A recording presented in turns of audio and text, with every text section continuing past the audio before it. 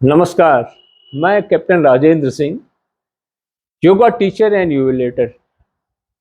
अब आपके सामने चर्चा करूंगा कि योग की कक्षाओं को किस तरह से आप उसका पूरा लाभ उठा सकते हैं।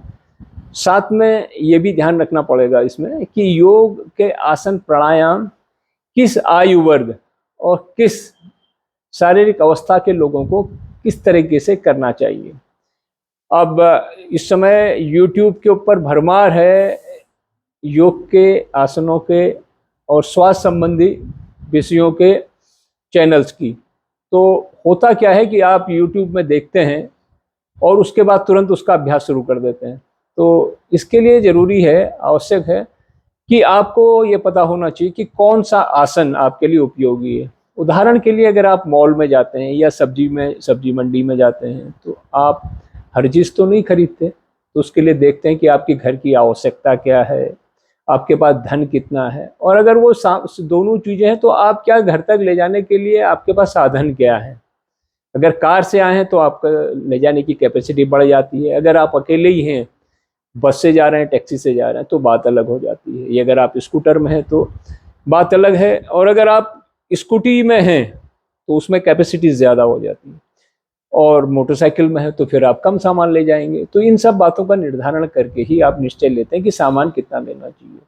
तो योग के अगर आप उस रूप में देखें तो यहाँ पे हजारों वीडियोस हैं, और उनमें से कौन सा आपके लिए उपयुक्त है और हर आसन को आपको कितना करना चाहिए, कैसे करना चाहिए, उसका मैं चर्चा करूँगा। सर्वप्रथम आपको अपने शारीरिक स्थिति का भान होना चाहिए, ज्ञान होना चाहिए कि आप कोई गंभीर रोग से तो पीड़ित नहीं है, या शारीरिक जो आपका जो स्केलेटन सिस्टम है, जो आपके 10-12 के करीब आपके जो सिस्टम में, क्या वो सब ठीक है।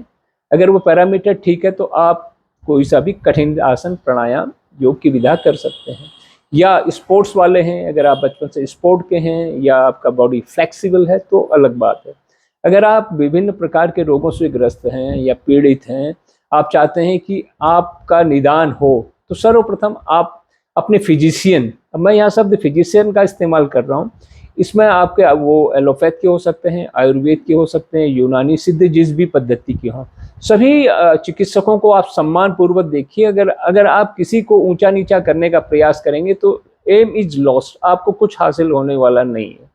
हमारे सभी चिकित्सक किसी भी उससे विधा से आए हों, उनका मान सम्मान है। जिन्होंने 5 साल 10 साल उस क्षेत्र में खर्च किया है जिंदगी का, वो श्रेष्ठ विद्यार्थी होते हैं जो डॉक्टर बनते हैं। तो उनसे आप अपना परामर्श लें, अपनी कुछ भी ना छिपाएं, डॉक्टर से बताएं सर ऐसी स्थिति है, अब मैं योग सीखना चाहता हूँ।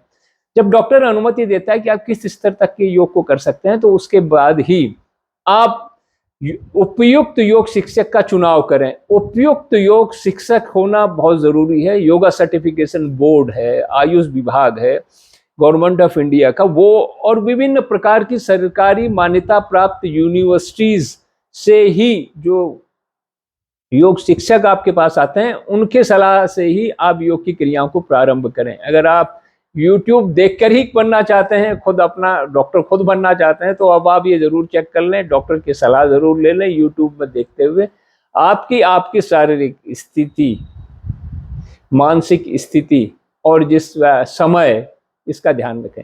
जब भी योग की करें तो एक अच्छी उच्च क्वालिटी की योग की मैट ले लें। उसके बाद आप चुनाव करें अपने वस्त्रों का। वो ये वस्त्र आपके जो भी आसन कर रहे हैं उसमें कोई बाधा ना बने।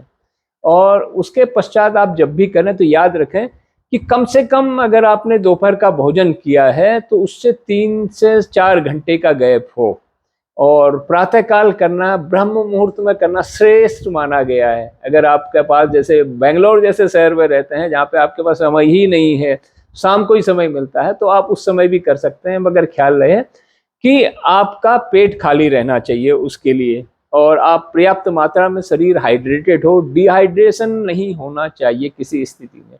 और श्रेष्ठ आप समय का चुनाव अगर आपका सही होता है ब्रह्म मुहूर्त में, तो उससे अच्छा कुछ नहीं। मगर अगर आपका जॉब है, आपका बहुत सारी क्रियाएं हैं, तो तब आपके पास समस्याएं आएंगी। तो उसका चुनाव निर्धारण आप चिकित्सक और योग शिक्षक के सलाह के अनुसार ही करें, उनको आप रिप्लेस नहीं कर सकते। ये बात आप ध्यान में रखें। अगर आप इस तरह से इन बातों को ध्यान में रखेंगे तो आप इसका पूर्ण लाभ ले सकते हैं। धन्यवाद। जय हिंद। भारत माता की जय। वंदे मातरम।